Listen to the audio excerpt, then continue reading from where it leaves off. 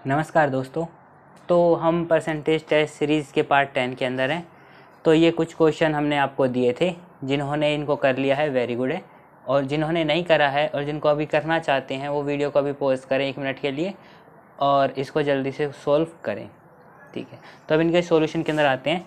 Question number 40 कहता है the percentage of metals in a mine of lead और कितना है 60%। Now the percentage of silver is 3/4% of metal and rest is lead. If the mass of ore extracted from mine is 8000 kilo, तो mass of lead बताना है कितना होगा। इसका मतलब है मेरे पास ये एक और है, ठीक है, इसका मास है 8000 किलो, ठीक, और इसके अंदर ये कहता है कि 60% क्या है, लेड है, मतलब मेटल है। इसका 60% क्या है, मेटल है। तो मेटल निकाल लेते हैं, इसका 60% हो जाएगा, 60/100 कर लेते हैं, तो ये कितना हो जाएगा 4800, 4800 kg क्या आ जाएगा, इसके अंदर मेटल आ जाएगा। ठीक है, ये साइड में लिख लेते हैं, क्या पता बोर्ड में नहीं आ रहा हो। तो इसके अंदर मेरा मेटल कितना आ जाएगा 4800 kg। ठीक है, ये आ गया। अब इसके अंदर कह देते हैं कि परसेंटेज ऑफ सिल्वर कितना है, 3/4% है, 3/4% है। टोटल 60% मेटल था मेरा, जिसमें से 3/4% मेरा क्या आ गया, सिल्वर। तो इसके अंदर लेड कितना होगा, इसमें से ये सेपरेट कर देता हूँ, तो ये कितना हो जाएगा 59 1/4%। अगर मैं इसमें से सेपरेट कर देता हूँ तो वो आ जाएगा 59 1/4%। अब मेरे को ये बताओ, क्या 59 1/4% निकालना आसान है, या फिर एक काम करता हूँ, जितना भी मेटल है मेटल, इसका मैं 3/4% निकाल दूँ, वो आसान है। बताओ कौन सा आसान। मुझे तो इसका 3/4% निकालना आसान लग रहा है, ना कि 59 1/4% निकालना। ठीक है, तो एक काम कर लेता हूँ, मैं इसका 3/4% निकाल लेता हूँ। जो जगह 3/400 इंटू में 4800, ठीक है, ये कितने पे चला जाएगा 12 पे 36। इसका मतलब है इस मास में से 36 kg 36 kgs मुझे क्या मिल गया, सिल्वर मिल गया। इसके अंदर से मुझे क्या मिल गया, 36 kg सिल्वर मिल गया। तो इसके अंदर मेरे लेड की अमाउंट कितना हो जाएगा, जो मेरा लेड होगा इसके अंदर वो हो जाएगा 4800 किलो में से 36 घट जाएगा।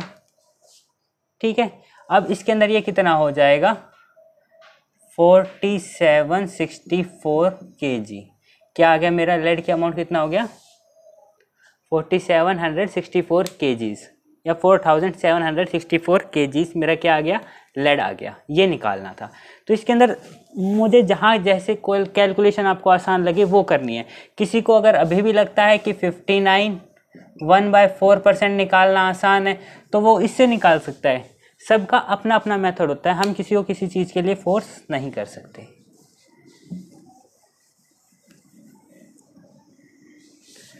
तो ये क्वेश्चन, अरे यार पिछले वाला भी मिट गया, इसके लिए सॉरी। ये क्वेश्चन कह रहा होगा कि दो नंबर हैं, वो 40% और 46% लेस देन है थर्ड नंबर से। तो हमें बताना है कि second number is less than first percent. How much percent is second number less than first number. मान लो कि मेरा थर्ड नंबर था, 3 नंबर है मेरे, ए बी और सी। थर्ड नंबर है मेरा 100, तो फर्स्ट नंबर इससे 40% कम है, इसका 40% कितना हो जाएगा 40। तो ए कितना आ गया मेरा 60, और मेरा बी कितना है 46% कम है, 46% का कम हो गया, मतलब इससे भी 6 और कम, इसका मतलब है 54। इसने पूछा है कि जो मेरा थर्ड नंबर है, वो जो मेरा सेकंड नंबर है, वो फर्स्ट नंबर के कंपैरिजन में कितना कम है, मतलब इनका डिफरेंस कितना आ गया 6। किसके रिस्पेक्ट में बताना है, फर्स्ट के, डिवाइड बाय 60 इंटू में 100, ये आ गया 1/10। 1/10 कितना होता है मेरा 10%। अगर मैं ये 100 नहीं लिखता तो ये कितना आ जाता 1/10। 1/10 कितना होता है मेरा 10%। आंसर कितना आ गया 10%।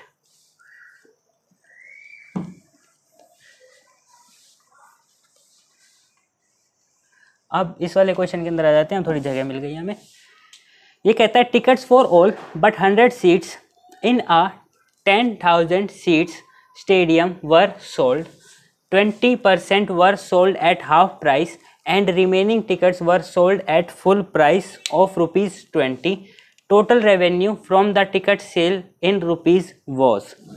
ठीक है, ये कह रहा है कि टिकट हमने बेची हैं, कितनी बेची हैं। अगर मेरे पास एक टोटल स्टेडियम था, ये पूरा स्टेडियम खचाखच भरा हुआ था, इसके अंदर कितने दर्शक बैठ सकते हैं?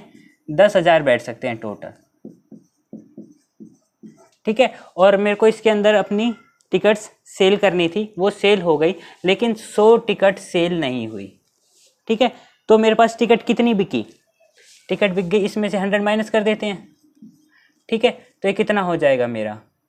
अगर इसमें से 100 माइनस कर देंगे तो ये कितना आ जाएगा? 10, ये हो जाएगा 9900। ठीक है, 9,900 टिकट मेरी बिकी हैं। अब जो 9,900 बिकी हैं उनमें से 20%, इनमें से 20% बिकी हैं कितने पर? हाफ प्राइस पे।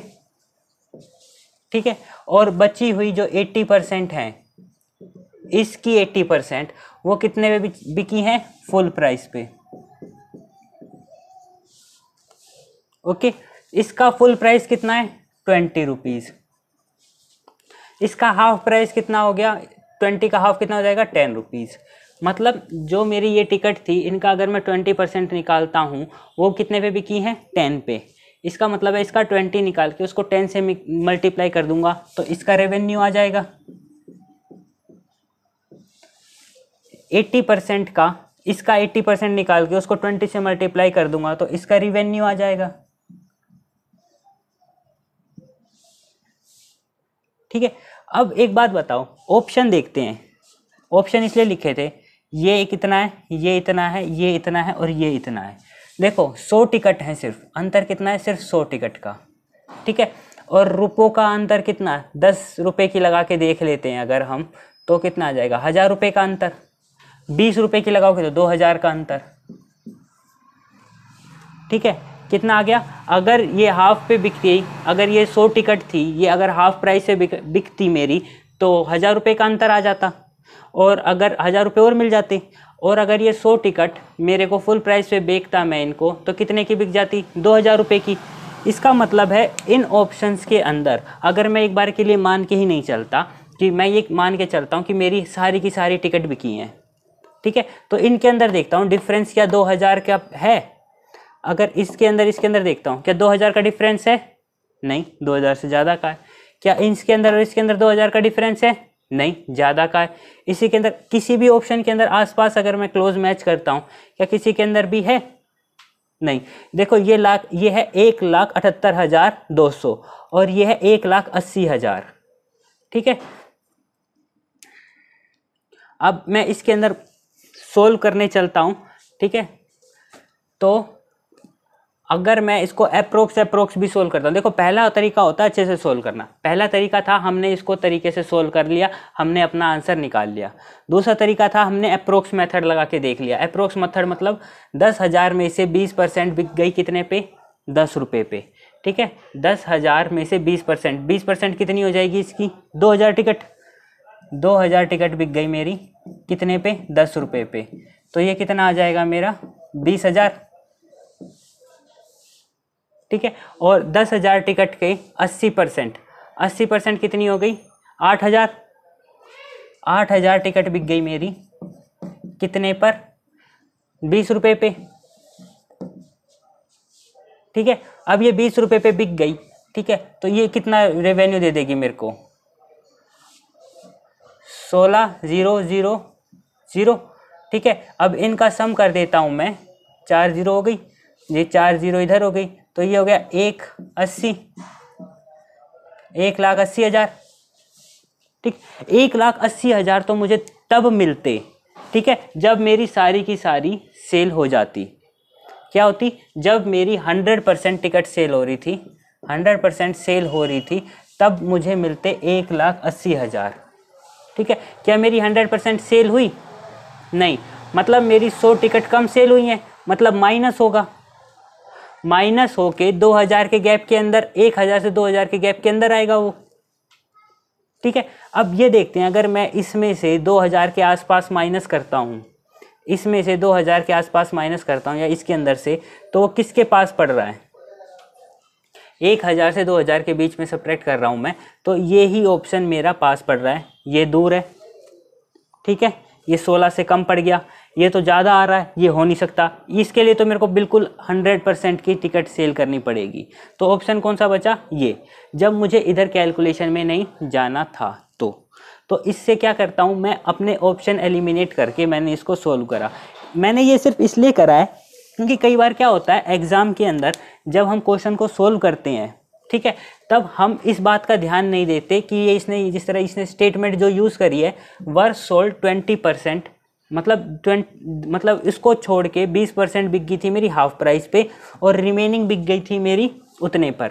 तो कई बार क्या होता है, हम सिर्फ इस 10,000 का 20% निकाल लेते हैं, 10,000 का 20% निकाल लेते हैं, उसको हाफ प्राइस से मल्टीप्लाई कर देंगे, ठीक है, और फिर क्या करेंगे, इसका 20% 10,000 में से माइनस कर दूंगा और उसमें से 100 सीट और माइनस कर दूंगा। कई बार एग्जाम के अंदर क्या होगा कि जिस तरह 10,000 सीट थी मेरी, ठीक है, इसमें से मैंने मान लिया कि 20% सेल हो गई थी हाफ प्राइस पे, ठीक है, 20%, मैंने सीधा इसका 20% ले लिया, मान लो वो हो गया 2,000। ये हमारा ओरिजिनल मेथड था। मान लो मैंने कह दिया कि 2000 टिकट हो गई हाफ प्राइस पे, इनटू में 10 कर दिया, ये हो गया 20,000, ठीक है। पेपर के अंदर क्या हुआ, और बाकी क्या कर दिया मैंने कि रिमेनिंग टिकट है ना वो फुल प्राइस पे बिकी हैं, रिमेनिंग के लिए 10,000 में से 2,000 माइनस करूंगा, 8,000, ठीक है, 8,000 के अंदर से ये 100 टिकट और माइनस करूंगा, ठीक है, इसमें से माइनस 100 कर दूंगा, इसको 20 से मल्टीप्लाई कर दिया, इसको 20 से मल्टीप्लाई कर दिया, आखिरी में डायरेक्ट रिवेन्यू निकल जाएगा मेरा। ये कितना हो जाता है, 1,60,000, या क्या 1,60,000, और इसमें से कितना माइनस कर दूंगा, 2,000, ठीक है, माइनस करना है, तो ये कितना हो जाएगा, 1,58,000, ये हो गया। इसके अंदर ये जोड़ देता हूँ, ये कितना आ गया मेरा 178,000, ये कितना आ गया मेरा 178,000, और अब ये किसके आसपास पड़ रहा है, इसके आसपास पड़ रहा है, तो ये मेरा आंसर हो गया, ठीक है। तीनों बातें समझ में आ गई। पहला ओरिजिनल मेथड था, दूसरा कि मैक्सिमम मेरा कितना अमाउंट बन सकता है, और उससे अब मैं अगर अंदाजा लगा के चल रहा था तो 1,000 से 2,000 रुपये का अंतर पड़ रहा था, ठीक है, 1,000 से 2,000 का अंतर पड़ रहा था, तो ये ऑप्शन ही बच रहा था सिर्फ उस रेंज के अंदर, ठीक है। और तीसरी वाली बात थी, जब मैंने ये ही मान के देख लिया कि ये 10,000 के 20% मेरी 10 रुपये पे सेल हुई, तो ये हो गई 20,000। अब बचे हुए में से मैंने 100 टिकट माइनस कर दी और उससे इतना अमाउंट आ गया और ये आ गया। अब ये तो फिर भी नहीं आया क्योंकि ये ओरिजिनल मेथड है ही नहीं, ये सही मेथड है ही नहीं, जो ये और जो ये वाला था ये भी सही मेथड नहीं है। लेकिन इससे मतलब ये नहीं है कि अगर हमने ये कर लिया तो मैं दोबारा पूरा करने के लिए पूरा टाइम वेस्ट करूँगा। ये क्यों बताया है, अगर किसी ने मान लो ऐसे सोल्व कर दिया तो वो भी ऑप्शन को मैच करे, किसी ने अगर इसको इस तरीके से कर दिया वो भी ऑप्शन को मैच करे, ठीक है। और जिसने अच्छे से करा है उसका तो डायरेक्ट आएगा ही। जिसने सीधा 9,900 का 20% निकाला, उसको 10 से मल्टीप्लाई करा, 9,900 का 80% निकाला या फिर उसमें से माइनस कर दिया और उसको 20 से मल्टीप्लाई करा, तब आंसर निकाला, उसका तो डायरेक्ट आ जाएगा ये आंसर। लेकिन इसका मतलब ये नहीं है कि अगर किसी ने इस तरह से करा और वो इसको फिर बाकी दोबारा मेथड से जाके करे, नहीं, वो अपना ऑप्शन मैच करेगा। तो ये बातें आपको ध्यान रखनी है, और ये बातें ध्यान कब आएंगी, जब बहुत ज़्यादा प्रैक्टिस करोगे आप, ठीक है। इसका मतलब ये है कि अब तक जो भी क्वेश्चन आपने करे हैं, ठीक है, और उनको अगर आप अपने मेथड से करते हो और फिर ये देख सकते हो कि आपका आंसर को मैं मतलब मेरा जो ओरिजिनल आंसर आ रहा है, क्वेश्चन का जो भी सॉल्यूशन आ रहा है, उसको उससे कैसे रिलेट कर सकते हो। क्योंकि एग्जाम के अंदर रीडू का बहुत कम चांस रखना चाहिए, क्योंकि एक क्वेश्चन करने के नंबर मिलते हैं, एक क्वेश्चन को 2 बार करने के नंबर नहीं मिलते। अब अगला क्वेश्चन कहता है a company allows 9% commission on total sales but if the salesman is appointed on a fixed salary of ₹4,000 and 3% commission on the sale more than 10,000 then the salesman gets ₹700 मोर।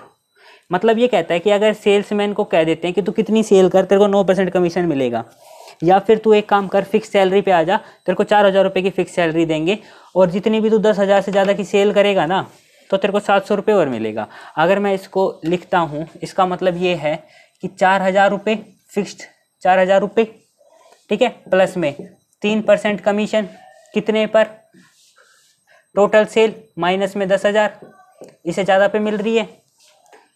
ये हो गई उसकी फिक्स सैलरी वाली। अब ये कह रहा है इसमें से अगर मैं 9% ऑफ एक्स माइनस कर दूं तो उसको कितने का बेनिफिट हुआ, 700 रुपये का, ठीक है। अब 10,000 का 3% कितना हो जाएगा, 300, 300 इसमें से माइनस होगा, 700 और आके माइनस होगा, -300 -700 1,000 रुपये हो गया, तो ये कितना बच गया, 3,000, ठीक है। ये माइनस का है 9%, ये प्लस का 3% एक्स आएगा, माइनस का 6% एक्स, माइनस का 6% एक्स उधर चला जाएगा, 6% एक्स। अब एक्स लिखो मत लिखो आपकी मर्जी है। अब मैं ये भी कह सकता हूँ कि 6% मेरा 3,000 के है, तो 1% कितना आ गया, 1% आ गया मेरा 500 के, ठीक है, और 100% कितना हो जाएगा मेरा 50,000 के। तो उसने सेल कितनी करी थी, 50,000 की सेल करी थी। ये देखो सबसे आसान क्वेश्चन, अगर यही क्वेश्चन आ जाए तो आपके तो मजे ही मजे हैं। ये मतलब पहले आपको अच्छे नहीं लगते थे लेकिन अब तो इनसे दोस्ती हो गई होगी।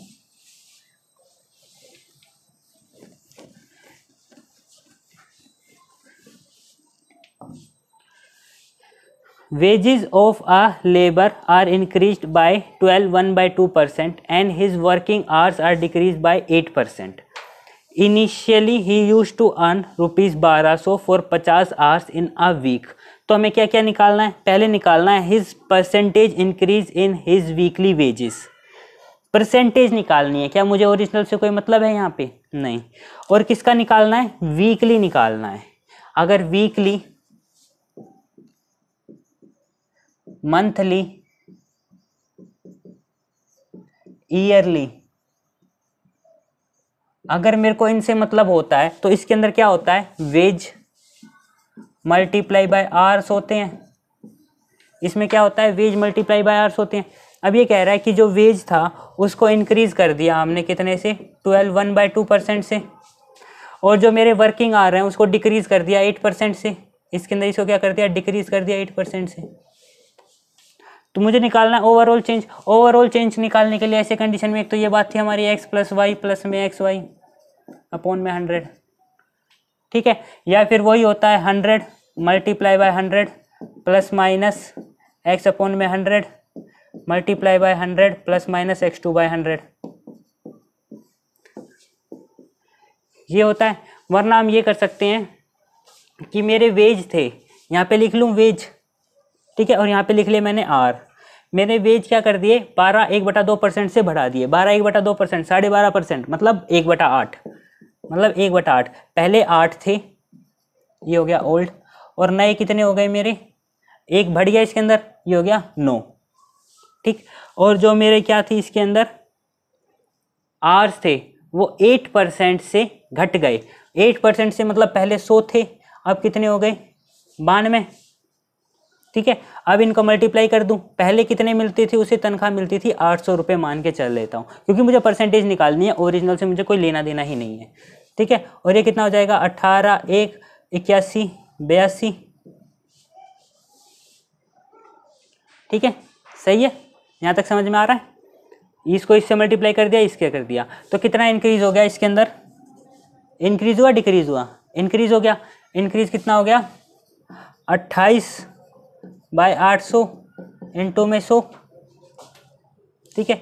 इसको इससे काट दिया, अब इसको डिवाइड करूंगा, ये कितना जाएगा 4, वो 4 बचेगा, डेसिमल लग जाएगा, 40 हो जाएगा, तो 0.5 आ जाएगा, ठीक है, सॉरी 3.5, 3 पे जाएगा ना 24 पे, तो 3.5% आ गया। ये क्या आया है, his percentage increase in his weekly wages, weekly wage के अंदर निकालना था ये, ठीक है। ये आ गया हमारा 3.5%।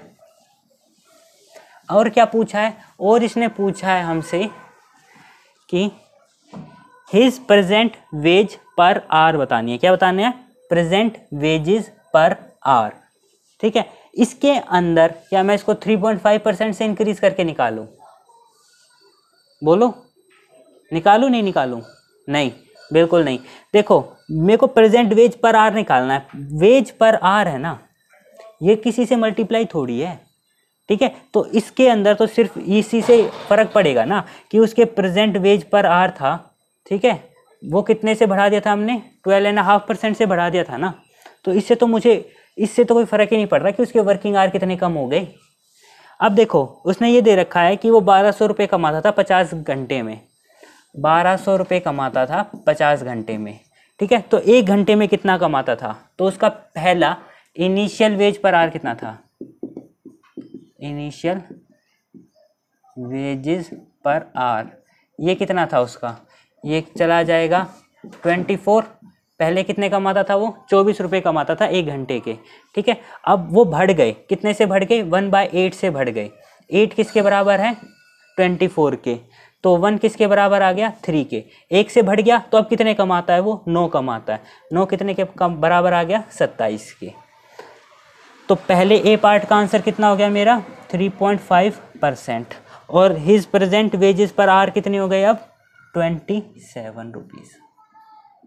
ये दोनों बात समझ में आ गई। जो ये निकाल रहा है ना, ये इस पे बेस है, इसको इससे कोई लेना देना नहीं है, ना इस बात से लेना देना है, क्योंकि वेज पर आ रहे हैं ये।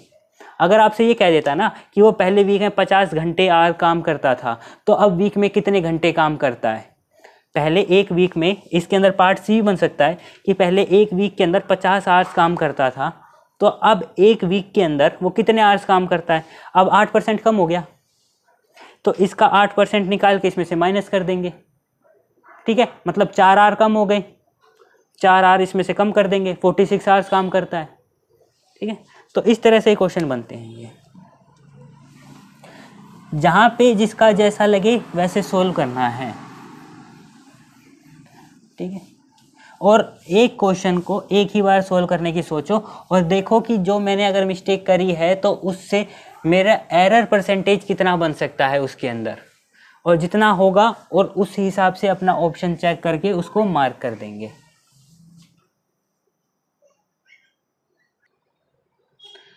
तो ये कुछ क्वेश्चन आपके पास 6 क्वेश्चन लिखे हैं, आपको इनका सॉल्यूशन निकालना है।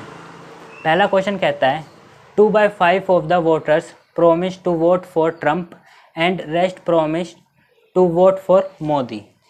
On election day, 10% of the voters went back on their promise to vote for Trump and 20% of voters went back on their promise to vote for Modi. Modi won by 20,000 votes. Find the total number of votes. मतलब दो चुनावी प्रतिद्वंदी थे, कौन कौन थे, Trump और मोदी जी, ठीक है। तो 2/5 ने प्रॉमिस करा कि हम ट्रंप को वोट देंगे, बाकी बोले हम जी मोदी जी को वोट देंगे, ठीक है।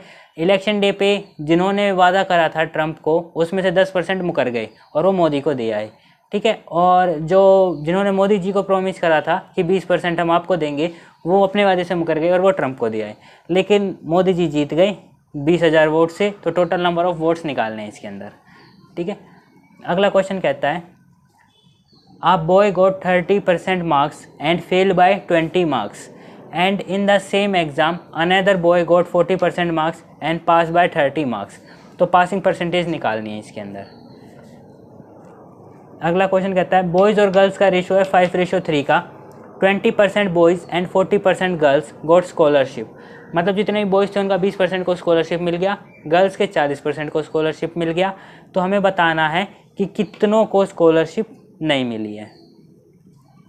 ये कहता है price of an antique is reduced by 20% and then this price is again reduced by 10%, the total reduction in the price is. मतलब एक एंटीक चीज़ है, बहुत ही मूल्यवान चीज़ है, उसकी प्राइस पहले 20% से घटा दी, फिर दोबारा से उसकी प्राइस 10% से घटा दी, तो टोटल रिडक्शन कितना हुआ, कि मतलब टोटल कितनी गिरावट हुई। मतलब 2 बार गिराने की जगह में 1 बार कितना गिरा देता है एक ही बारी में।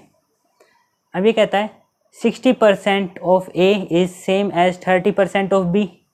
B equals to 40% of C and C equals to X% of A. तो हमें X की वैल्यू निकालनी है इसके अंदर, ठीक है। और लास्ट क्वेश्चन कहता है income of a person is increased by 2000 रुपये। एक इंसान की इनकम 2000 रुपये से बढ़ जाती है और जो टैक्स रेट है वो गिर जाता है कितने से, 12% से गिर के 10% पे आ जाता है। स्टार्टिंग में 12% लग रहा था, फिर वो 10% लगता है। तो जो इससे पेबल टैक्स है ना वो क्या हो जाता है, सेम एज बिफोर है। और जितना पहले टैक्स पे कर रहा था लेकिन अभी भी उतना ही टैक्स पे कर रहा है, ठीक है।